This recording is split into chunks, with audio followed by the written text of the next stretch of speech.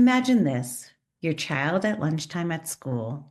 They open their lunchbox and find a small note filled with encouragement and love. With our collection of 20 positive, printable, inspirational notes, you can easily create this moment. Each note is crafted with an uplifting message that reminds them just how special they are. Just click on the link in the show notes to start boosting your child's spirit today. And now, let's get on with this week's episode. Welcome to the Real Life Momz Podcast. It is time to take a break from all our to-dos and carve out this time to focus on yourself. I'm Lisa Foster, your host, and today I'm here with fellow mom, Freyja Troop. She was featured in our very first season of the Real Life Momz, and she is an old friend of mine. So I'm so glad to have her back on the show so that we can discuss our changing bodies and how to embrace our new selves. Hi, Freyja. Welcome back to the Hello, show. Lisa. This is great. You've done so well. I'm so excited to be back. Thank you. I know. It's like 3 years in, and you were in season 1 episode, I don't know, 3 or 4. You were like up there, right? It was great. Yes, I was when we first started. Yes. And Talking didn't know about what how we to were... get kids to do their chores. Yes, how to get kids to do their chores. And we had no idea what we were doing. So this is so great. Now I've been here for a while, but Yes. I am excited to have you because you have a story that I know is really relatable to a lot of moms and a lot of listeners out there about just us, changing as we get older Yes. and the things that we used to be doing that were really part of us start to become a little harder. So I can explain your story a little bit, but I'm going to butcher it. So I'm just going to ask you just to kind of tell us a little bit about what you've been experiencing. So Lisa and I have talked about this a lot, but we're both runners. Well, back in the day, both run marathons, and I completely love running, and I still do today. So what's changing for me in my running world is that I can't run the way I used to, and it's because of going through perimenopause. And it's been a real struggle going through that stage and fighting myself. And that's what I want to talk about today is that process of everything going great in and running in life, and then you have these changes that happen to you that you can't control and you're fighting it, and learning about how to stop fighting it and working with it, and but still having harmony in that you're still doing something you love, but knowing that you have limits to that, and to make everything work you've got to make some adjustments. So that's the journey that we're going to talk about today. Yeah, and I love that so much. I mean, I remember back in the day, so when I used to run, and I say used to because you still run, okay? Your husband is like this 3-time Olympian, right? Yes. Runner. So Yes. it's in your family. It is a big part of your family. What we're missing out here is your kids run, your husband runs, you run. It's like something you guys really do together. Yes. Me, on the other hand, when I ran my marathons, I remember like doing some races and seeing the walkers, passing them along the way and going, I wonder when I'm going to get to that phase, and I have hit that phase and I have embraced that phase because, my body just won't move like it used to. Yeah, exactly right. And it's a bit of a shock to the system. So for you, because you still are running, I'm going to put that out there. Some of us are still running, and that's good too. But tell us a little bit about how, as you started changing, just how that felt, and how did you actually navigate that real struggle that started for you? Yeah, so I noticed changes happening to me when I was around 42, and I've been running since I was about 10 years of age, and just casually fun, but I also played other sports as well. So running was sort of a complementary sport to my other sports. And then when I met my husband, Lee, he just come back from what we call the Commonwealth Games, and he encouraged me to do more running. And so then I started to get more serious with running, and that was in my mid-20s. And from there, you get married, you have kids, and they're a priority. And then we moved to the United States. So I'm from Australia. We moved to the United States in 2009. And then, babies, lifestyle, all that comes first. So I was still running in all that time, but it was like a back burner, I guess, just to keep fit, keep moving. And then when the twins were about 18 months old was when I really was able to start running properly again and enjoying it and really trying hard. I've always had goals with my running, wanting to hit certain time. And I thought, okay, now I'm in a period of my life where I can go for those times that I've always wanted to do that I've never been able to quite get there. And so I really concentrated on running. And that was obviously when I was about 36. So, that's quite late, really, for someone trying to hit personal best or later in life. But anyway, and that went great. So from about 36 to 42, I had this great patch of running and loved it, had a running group, was running well, just getting better and better. Everything was going great. And then when I was turning 40, some of my running friends were like, hey, you should run a marathon. Now, I'd run a marathon one before, but I'd never run another one again. And so I thought, sure, yeah, for my 40th birthday, I'm going to run a personal record and it's going to be great. And thankfully, that's what happened. Everything was great. I ran my personal best in Eugene and had a great time. And I'm thinking, things can't get better. So working full time, kids are great, husband's great, running's great, everything's amazing. And then about 2 years later, I had the bug again to run another marathon. And so I'm training for that. But this time the training was different. And I just noticed that I wasn't hitting my goal times as what I would normally do in my training. And I just noticed I started struggling, and I've had iron deficiencies before in the past. And so I was like, oh, maybe I'm a little bit iron deficient. I'm a bit slow, a bit sluggish, finding it hard to breathe. But I just kept pushing through, and I thought, all right, I'll go to the doctors, get a blood test done. And sure enough, everything's fine. I have perfect blood work. I have nothing wrong with me. And then it starts messing with my head. And I'm thinking, well, there's something wrong because I can tell there's something wrong with me. But, at the time I was around 41, 42. So then I put it in the back of my head, like, okay, there's nothing wrong with me medically. I've just got to keep pushing through. And so then I ran the marathon, and my goal was to beat my Eugene marathon time. And I was off by about 15 minutes, and I trained really hard and everything was in place. But I just didn't hit it. And then I'm like, there's something wrong. So I go back to the doctor, and I'm like, after that race, and I said, there's something wrong with me. I don't know what it is, but, can you please check again? And she's like, well, I've tested everything. You're great. She said, there's only two things that I haven't tested. One is if you're pregnant, or two, if you're starting to go through perimenopause. And then she's like, well, you're a bit young, so let's just do both tests and we'll just see. And then she said, obviously the hormone test is not very accurate, but maybe there might be something there. So I got the results back, and then it said my hormones were showing signs of being in early perimenopause. And so I started talking to friends like you, Lisa, like asking you little questions about this stage of life. And I kept getting told, yes, you're going to slow down, running's not going to be the same. You're going to have aches and pains, and the list goes on. And I just thought, well, okay, that's going to happen, but it's not going to stop me running fast. I'm still going to keep running fast, and I still can hit those times.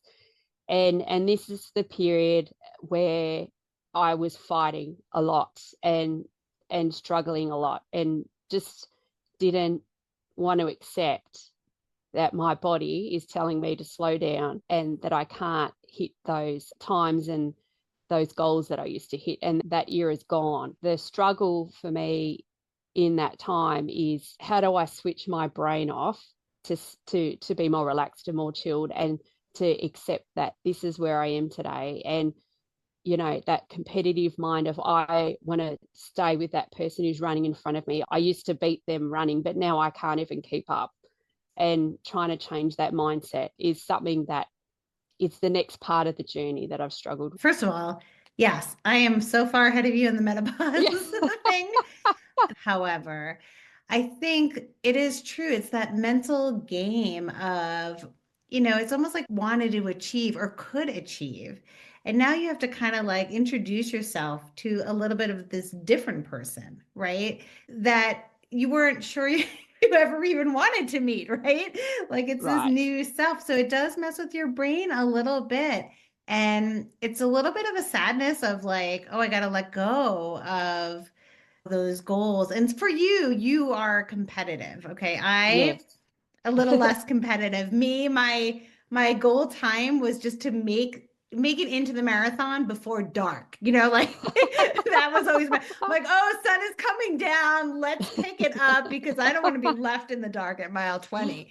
So that was my goal. But still, like you have to kind of change your mindset and you have to kind of introduce yourself to this new self a little bit. So, Yeah. and I think you're still going through it, right? You're not like at the Yes. end, you're still in this journey. Yes. So, what are some steps that you've started taking?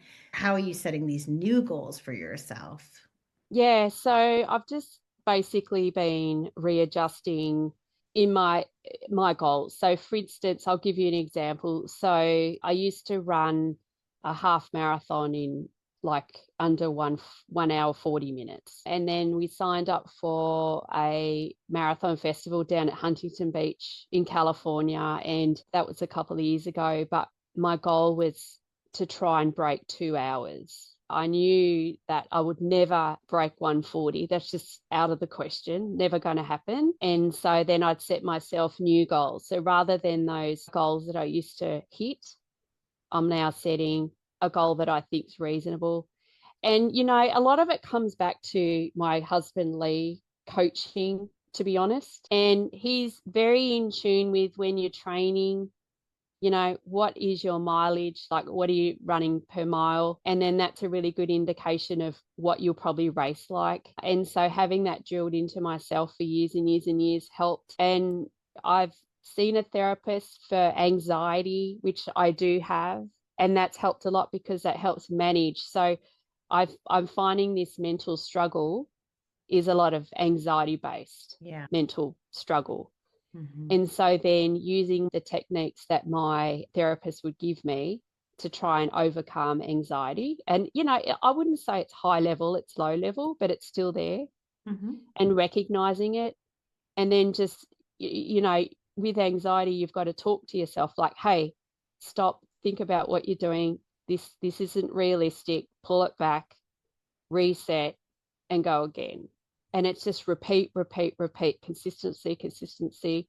And then eventually I then trained, I guess, my mind to have a more relaxed approach to enjoy my running. Because at the end of the day, I love running and I enjoy it. It's very therapeutic for me. It helps me relax. It makes me feel happy.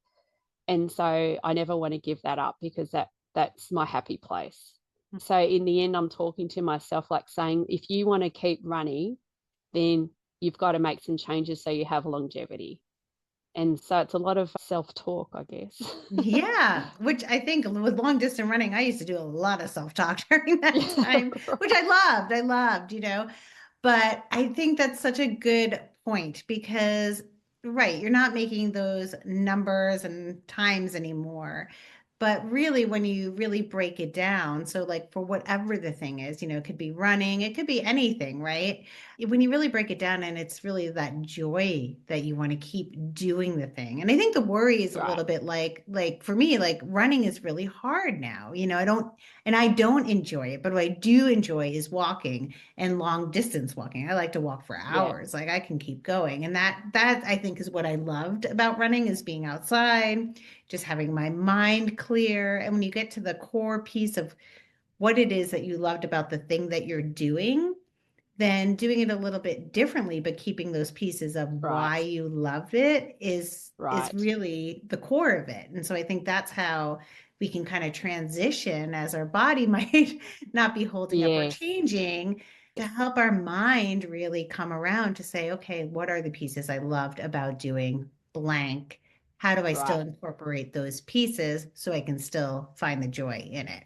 Yeah, that's exactly right. And and like you said before, Lisa, I'm still going through it because I'll give you an example. Last weekend, I do a long run every weekend. I don't go more than 10 kilometers now. That's my absolute max. I just can't go further than that. My body's like, no, no, thank you. We're not going any further. But this one day, I wasn't feeling the best when I woke up, and I just could tell my body was like struggling. And I said, okay, so I'm going to go for this 10K run, but I have this feeling that I probably won't even run 10Ks. Like my body's just going to be like, nah, 10Ks is not happening today. And so go on my run, and then sure enough, I hit 6 kilometers, which is about 4 miles. And my body's like, yeah, nah, not doing it. And then I'm like, I'd try to push for 1 more kilometer, which is not even a mile. And then my body's like, no, done. And so then I had to walk. So this loop that I did, there's no turning around. I had to keep going. So, so I walked the last 3 kilometers, roughly 2 and a bit miles, but I was okay with that, you know. But old me would have been so mad at myself and probably would have gone and ran the next day to make up for what I'd done. New me is like, that's okay. I still did some exercise. I still am out in the fresh air. I enjoyed it. And you know what? It is what it is. And the next week when I go out in a week's time, hopefully things will be better. And that was yesterday.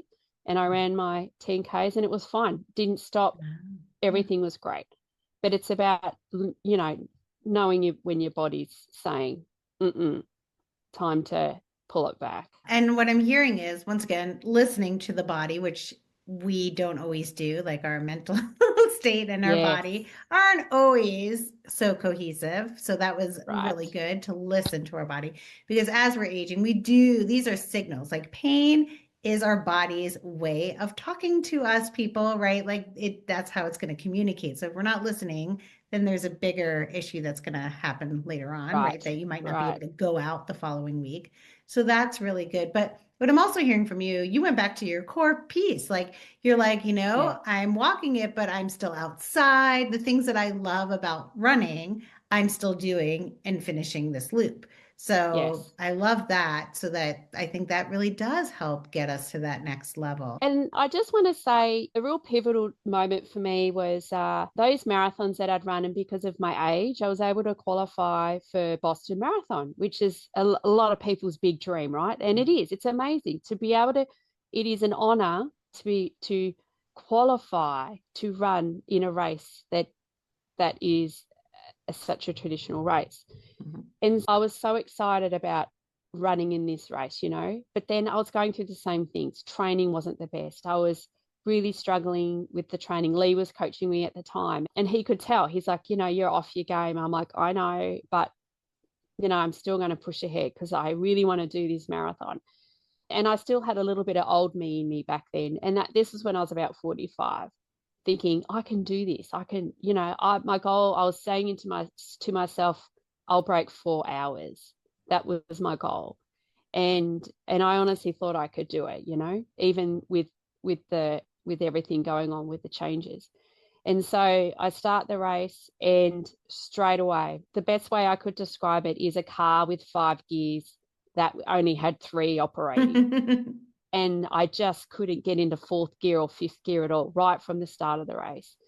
And then I'd hit 6 miles, and I could have walked and stopped the race. Like I was so bad. My body was like, no, cannot run. But I was so determined to finish this race that I was like, no, I'm not going to let this beat me. But so I basically ran in 2nd gear for the rest of the race. So for 20 miles, I was running in 2nd gear, and it was the slowest pace. And I ended up running 5 hours and 5 minutes. So I was an hour past my goal time. And I remember thinking to myself during the race, like, even though I enjoyed it with the crowds and the atmosphere, I'm like, why am I pushing myself? Why am I doing this? This isn't fun. It used to be fun when I was running great and running good times, and now it's not fun. So I finished the race. Lee was there at the finish line. He was amazing. He's like, okay, yeah, an hour later, but that's okay. You made it. Yes. Before dark, right? Yes, made it before dark. And that race, that was like, okay, I'm not going to do this anymore. I'm not going to commit myself to races that I can't do, and I'm going to scale it back. I'm going to enjoy it. But that's the best way I can describe the feeling with your body, is that it's like a car with 5 gears, and some of those gears don't work. And the car's still running fine. There's nothing wrong with the car. It's just the gears, and it's the system, right? Your hormones, it's your body, your system. It just is not running as efficiently as what it used to. What would you say to your friend who could not hit that 4-hour marathon, right? What would you have told them if they came to you? Yeah, I'd be like, it's okay. Don't get upset. You finished it. It's amazing. Some people can't even do this. You're still in that small percentage of people in the world that can't even get to a start line of a marathon, and you've finished, and that's amazing. So be proud of yourself. Just tell yourself like you would tell a friend. And it's so funny how nice we are to other people, right? Yeah. But not to ourselves, right? Like, oh, I did 5 hours. Listen, I finished my first marathon. I finished also 5 hours, and it may have been either 5 minutes. I think it was 5:05 as well. My first. There you go. We're the same. My first marathon, and one of the reasons was because I had written my name on my shirt. You know how they say to write your name on your shirt. I didn't know what I was doing. I should have like trained with your husband or something. And it was like everybody would like be like, go Lisa. And so I thought I had to literally high five every person. So by mile 3, I was dying. I was like, oh my God, pull this name off my shirt. Like I cannot be talking to people while I'm trying to run this race. This is terrible. Yes. You're exactly right. I love that. Yeah. And so today I'm 48, and the last race I ran was Boulder last year. So over a year ago. And I don't mind if I don't race anymore. I've come to the conclusion that I'm happy to just run and enjoy. I just feel like I'm just going to set myself up for failure again, because that competitive streak will come back. Okay, I'll enter the 10K. Oh, I think I can do it in 60 minutes, and I'll end up doing it in 80. And it's, and I think for me, being a competitive person, I need to not put myself in that environment and pull back and just be happy to run and enjoy, and get that mental and physical health benefit that you get. Yeah, which is why you're so healthy and you're checking out in good health, right? Yeah. So what is one thing you really want to let a mom that might be going through this just know? Yeah, that's a really good question. I really want people to take their time. It's from this journey, it's been 6 years, and I'm still, I'm a lot better than what I was when I was 42, but take your time in adjusting, and it's okay. And if you still have those competitive streaks, it's okay. But don't be so down on yourself if you don't hit the goals that you want to hit, and accept that your body's changing. And it's really, really hard to accept that, but accept it in your own way, because you'll get lots of people coming at you like, oh, you should do this and you should do that and you should think this and you should try this. And it's very overwhelming. But one thing I'm doing now is I'm paying more attention to my close friends, because they're going through it too. And people like yourself, Lisa, and I've got other friends here in Australia that have got through to the other side, and I find them quite motivating, because I'm like, she got through to the other side and she's done amazing and looks amazing and everything's great, and so I can do that too. I guess the other thing I would suggest is have good people around you and reassess if someone's bringing you down or making it hard for you. Should you keep them still in your life or not, right? So the number one thing is looking after yourself, making yourself number one. And as mums, we never do. It's our kids are number one, or our husband's number one, or our job's number one. And this is the most important time for us to make ourselves number one and put ourselves first. Yeah, for sure. Well said. Well, if the listeners want to get in touch with you, where can they find you? Yeah, so you can email me, Freyja Troop @gmail.com. I'm on LinkedIn as well, so you can message me through there if you've got any questions. Happy to help. On the side, I coach running as well, so I'm always happy to help anyone that is struggling with what I'm going through but still wants to run and manage both. I can help in that way too. So they're my two main contact points. Well, thank you so much for sharing your story, inspiring us to keep going and just have new perspectives as our bodies change. Yeah, that's exactly right. Thank you, Lisa. Thank you for joining us for this episode. It was so nice to have Freyja share her stories and her struggles as her body is changing. I think the big takeaway today is that you are not alone. There are so many of us navigating this at this moment, whether it's running or something else that you've been going through that is just different than it used to be.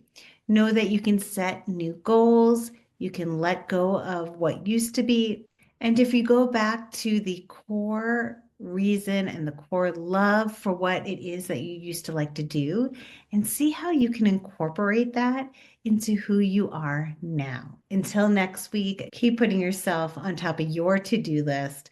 And when things get difficult, remind yourself, what would you tell your friend to do in that situation? We'll catch you next Tuesday for another incredible episode with another amazing mom.